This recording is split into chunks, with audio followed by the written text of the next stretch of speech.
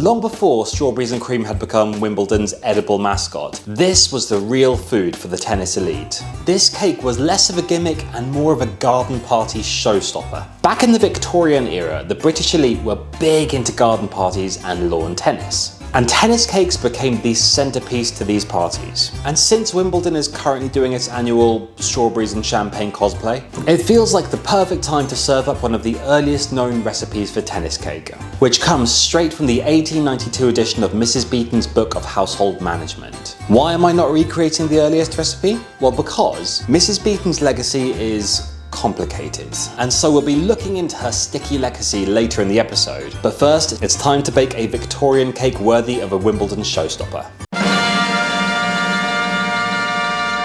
So first up in our recipe, we need to prep the ingredients. The recipe tells us to finely chop 225 grams of raisins, chop 60 grams of mixed candied peel into thin slivers, then blanch and roughly chop 60 grams of whole almonds. In a move I think Mrs Beeton would have approved of, I'm cheating by embracing the modern wonder of pre-blanched, pre-sliced almonds. Now we have our fruit and nut mix, we need to cream the butter and sugar. We're told to beat the butter to a cream.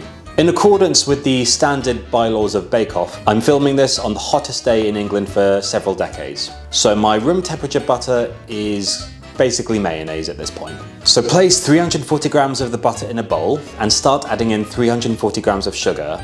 Then continue mixing until it's fully combined and creamy. We then need to add the dry and chunky ingredients. First sift in 340 grams of plain flour, add the chopped raisins, almonds and candied peel. We then need to add the zest and juice of 1 lemon and mix gently to combine. But before we finish the cake batter, it's worth unraveling the history of how tennis cake came about. So back in the golden age of lawn tennis, around the 1870s, when Wimbledon was just starting up and the British aristocracy was still pretending that gout was a personality trait, someone had the brilliant idea to make a cake pairing to go with the tennis. Because nothing says high society like eating a dense fruit cake before practicing your backhand. But oddly, it didn't start with a recipe called tennis cake. You won't find one in Mrs Beeton's OG 1860s guide to ruling a household. But by the early 1900s, bakers had gotten the memo and tennis cakes began appearing in cookbooks. They were celebratory things, these cakes. Now we need to add the eggs to our tennis cake.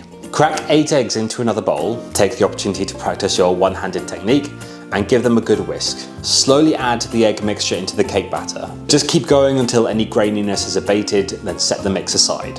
So if tennis's popularity has never waned, why did the cake become unpopular and how did it come back? Well, World War II and food rationing weren't exactly conducive to ornamental desserts that involved half of the British Empire's dried fruit supply. As a result, tennis cakes went the way of the monocle and fell out of fashion. Until, of course, the Great British Bake Off gave it a surprise comeback. So today, while you probably won't see one courtside at Wimbledon, tennis cake has still managed a pretty spectacular second serve a century and a half later. And now it's time to bake our cake. We're told to spoon the mixture into our prepared tin, so pour it in and smooth the top as we're instructed. The baking instructions are quite simple. We're just told to place it in a well-heated oven for 1.5 hours. The only visual reference we have for tennis cake in Mrs Beeton's book shows a cake with a seriously domed top. Unless you have a domed tin, this usually happens when the outsides of your cake bake quicker than the center, and it all gets pushed up into the middle. Although this is something that people try to avoid today, I'm going to try and engineer a domed cake by placing the tin into an oven preheated to a slightly higher 170 degrees for about 10 to 15 minutes. At which point turn the oven down to 150, then bake for about another hour and a quarter. At which point we have a domed tennis cake. So we're going to leave it on a wire rack to cool before we can ice it. One of the things I really love about this recipe is that it's one of the earliest known examples of a cookbook that lists all the ingredients up front. That may sound obvious now, but this just wasn't common practice before. However, despite being arguably the most famous Victorian cookery writer, some historians argue that she was less of a culinary wizard and more of a 19th century PR machine. Mrs Beeton's culinary career was essentially born in the age of steam and soot. Britain was industrialising at pace, and this meant a huge influx of middle-class families relocating from rural communities to towns and cities. Only now, they had smaller kitchens, they had no plots of land to grow and rear their own produce, and they had fewer servants to do all the cooking for them. And Mrs Beeton's recipes really helped to make domestic life easier for those kinds of families. Her early recipes featured tinned meats, baking powder, and other time-saving marvels of the modern food factory. So she found a very loyal and admiring audience. The trouble is that many of her recipes were just swiped wholesale from earlier cookery books, and in some cases, vital ingredients just vanished, like eggs in a Victoria sponge. No mention of them in her first edition. So the prevailing theory is either she didn't understand the recipes or that she was just really bad at transcription. She started writing recipes around the age of 21, and her husband was a savvy magazine publisher who saw her potential as a brand before she ever picked up a whisk. And their plan worked. She tragically died at 28, but that didn't stop the Beeton machine.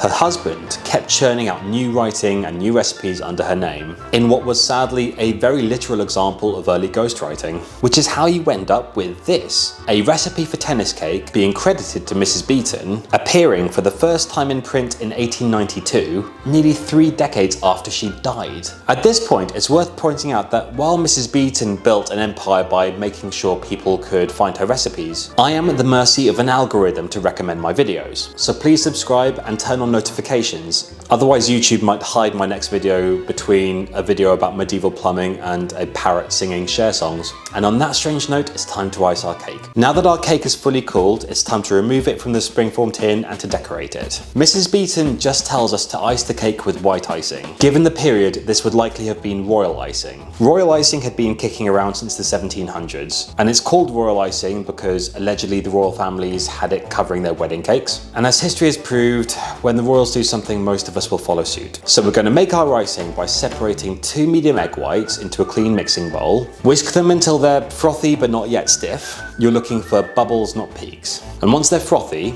stir in 2 teaspoons of lemon juice. This should help stabilize the mixture and gives the icing a slight tang. Now gradually add 500 grams of sifted icing sugar. Add the sugar a bit at a time, mixing thoroughly between each addition. Continue mixing the icing until it's smooth, glossy, and holds its shape.